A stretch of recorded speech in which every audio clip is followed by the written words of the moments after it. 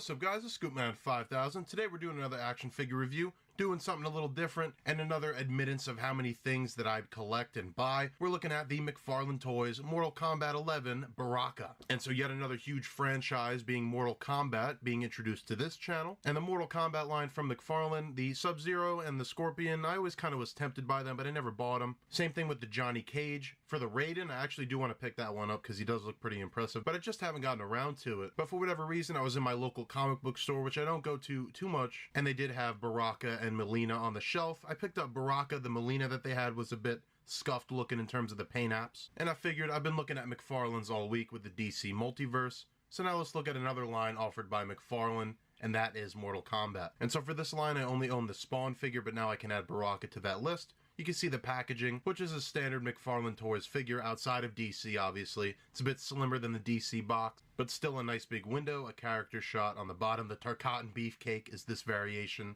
of Baraka. On the top, you can see a window to let some light in. On the side, you got Mortal Kombat, and on the other, you get a nice picture of the figure. On the back, it's yet another studio shot of the Baraka figure, 22 moving parts, all the legal information. But with Baraka's packaging out of the way, let's get to it and rip the sky open.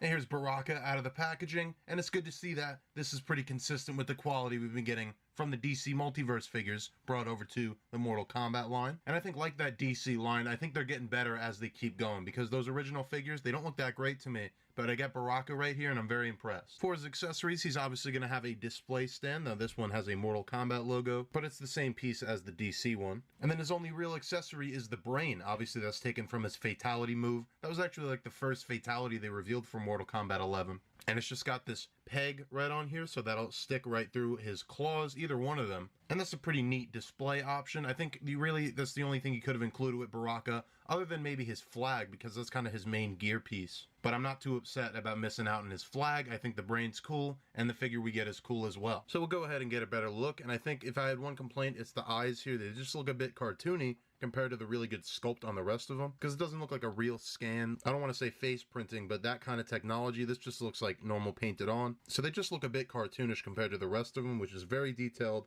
and very realistic looking. And on the head, there's just the slightest wash of like a darker orange that I wish was on the rest of the figure. The whole middle torso is just one color plastic, so it makes it look just a bit cheap. I think if they did this orange wash over the whole body, that would have really brought out these textures and lines and these little thorns that are in his skin. But honestly, the mid torso here is really the only part that looks plain, because the rest of it's pretty phenomenal. But yeah, the head sculpt's great, the teeth look good, it's all painted well. Again, it's just the eyes stick out just a little bit. I think it's the black outline around them that's throwing me off. But you could see how that wash over the head just creates a really awesome effect, and how it's really needed on the torso, because the head looks great because of that wash. And the sculpt here is really good too, but again, that's going to bring it out. And then moving down into the torso, like I said though, the sculpt is very good. All the details you would want are here. And then on the back, it's the same thing. Some awesome muscle textures on this guy. And then the arms do get some paint on his spikes here. They're kind of more of a bone color. They kind of protrude out. There's a bit of like a shading over the shoulder almost. And it's not the cleanest application in the world, but it's a character like Baraka, so I think he gets away with it. If anything, it just makes it look more natural. I think it came out better on this arm than this one, but at that point, it's nitpicking.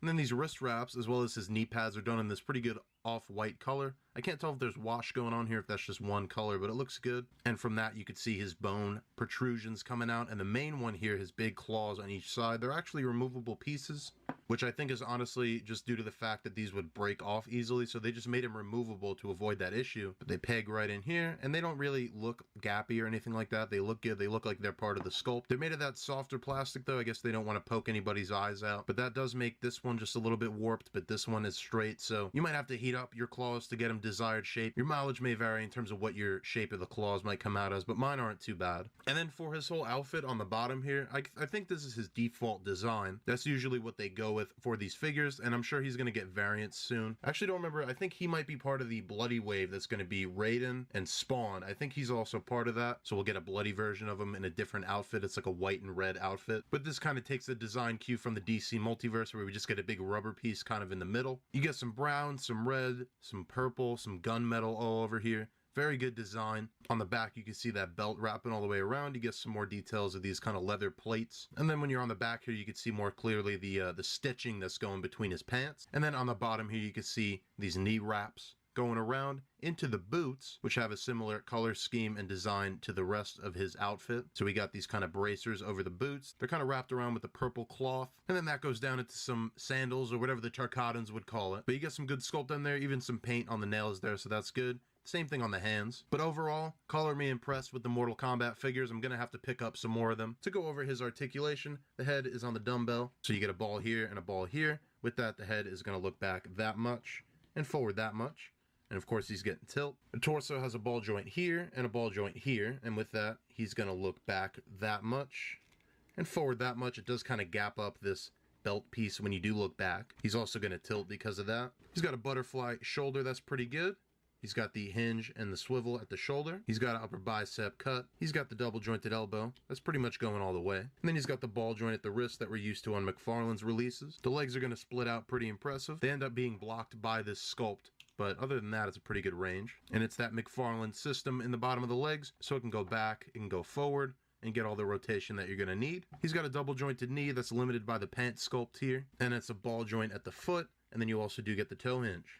And overall, that's going to do it for Baraka, so now we'll go ahead and do my favorite part, and let's do some comparisons. So here's Baraka with the Arkham Asylum Batman and Arkham Asylum Joker from DC Multiverse. You can see these are all the same scale, similar articulation, and these are skins in Injustice, so you can kind of put these all on your NetherRealm shelf if you wanted to. And then here he is with Spawn, the only other Mortal Kombat 11 figure from McFarlane that I have, and then we'll throw on the Batman Who Laughs from McFarlane. And then here he is with some Storm Collectibles MK Ninjas. We got the MK3 Scorpion variant and also the Sub-Zero variant. And they're all the same scale technically, but you could see that Baraka runs a little bit taller. But if you do some creative posing, these are definitely going to work well together. And overall, that's going to do it for the McFarlane Baraka. And overall, like I said, color me impressed. I do like this figure. I like the direction McFarlane's going in. I'm definitely going to be picking up that bloody wave of the Mortal Kombat figures. I also ordered the variant Sub-Zero and the variant Katana from the Walmart Collector Con, and along with that, I of course went for the gold label collections, the Mandarin Spawn, the Todd McFarlane Batman, and the Geralt from The Witcher. And on top of that, there's plenty of DC Multiverse coming out, a bunch of different waves, Dark Knight's Metal, and others, so there's plenty of McFarlane on the way, and honestly, it's a huge focus of collecting for me right now. McFarlane's just pulling at my strings, they know what I want, and with figures like this, they're gonna get my money. So if you like that and any other kinds of action figure reviews, you know where to stay right here on the channel. As always, I'm going to leave it off with some figure photography. And you can see more of that on Instagram, Scoopman_5000.